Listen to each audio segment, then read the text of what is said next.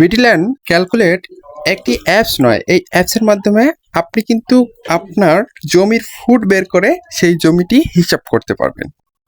সেজন্য আপনাকে কিছু কৌশল অবলম্বন করতে হবে। যেমন এই অ্যাপসটি সেট আপ দেওয়ার পর এখানে দেখবেন অ্যাপসের লোগোগুলো শো করছে, অর্থাৎ 3 ফুট জমি, 4 ফুট জমি, বৃত্তাকার জমি, একাধিক 3 ফুট জমি, এদের লোগো কিন্তু শো করছে। এই লোগোগুলো আপনি যখন ক্লিক করবেন, ধরুন আমি 4 ফুট জমির লোগোটি ক্লিক করব।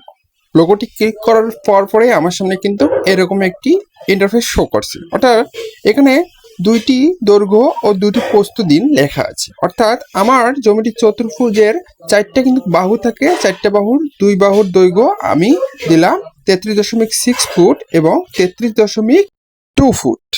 এখন আমার 2টি বাহুর প্রস্থকে দিতে হবে, অর্থাৎ আমি 2টি বাহুর প্রস্থ পরিমাপ করেছি।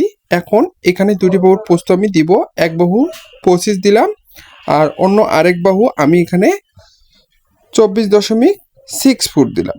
এখন আমি পরিমাপে ক্লিক করলে পরিমাপ, আর যদি আমার ভুল হয়ে যায় তাহলে আমি রিসেটে ক্লিক করলে আবার নতুন করে দিতে পারবো। আমি যেহেতু পরিমাপ করব, পরিমাপ ক্লিক করার সঙ্গে সঙ্গে দেখুন আমার সামনে কিন্তু একটা পেজ শো করছে। এখানে দেখুন আপনার মোট ক্ষেত্রফল কত ফুট, এখানে কত শতাংশ জমি রয়েছে, কত কাঠা জমি রয়েছে, কত অযুতাংশ জমি রয়েছে, কত গন্ডা জমি রয়েছে এবং কত করা, কত একর, কত বিঘা এবং বর্গ হাত, বর্গ গজ, বর্গ মিটার সবকিছু কিন্তু এখানে শো করছে। এখন আমি ধরুন 30 ফুট জমিটার ক্ষেত্রে দেখব।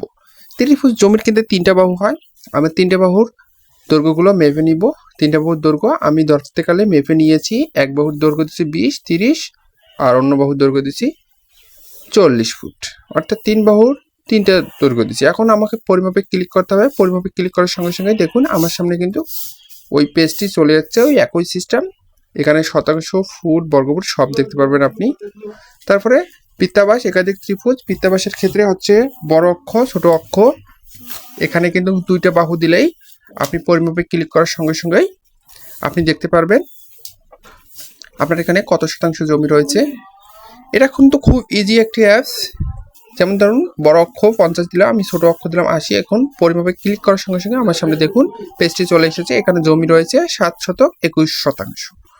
তারপরে একাধিক ত্রিভুজের ক্ষেত্রে এখানে কিন্তু প্রথম ত্রিভুজ, দ্বিতীয় ত্রিভুজ, তৃতীয় ত্রিভুজ দিতে হবে, অর্থাৎ সবগুলো ফুট এখানে দিলেই আপনি পরিমাপে ক্লিক করার সঙ্গে সঙ্গে আপনার সামনে কিন্তু কত শতাংশ জমি রয়েছে এটাকে আপনি দেখতে পারবেন।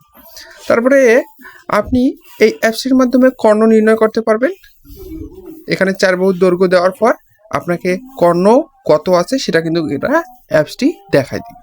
সো এইভাবেই আপনি জমিটি সুন্দরভাবে পরিমাপ করে নিতে পারবেন। ধন্যবাদ, আসসালামু আলাইকুম, ভালো থাকবেন। অবশ্যই চ্যানেলটিকে সাবস্ক্রাইব করে পাশে থাকুন নিত্য নতুন কিছু ভিডিও পাওয়ার জন্য।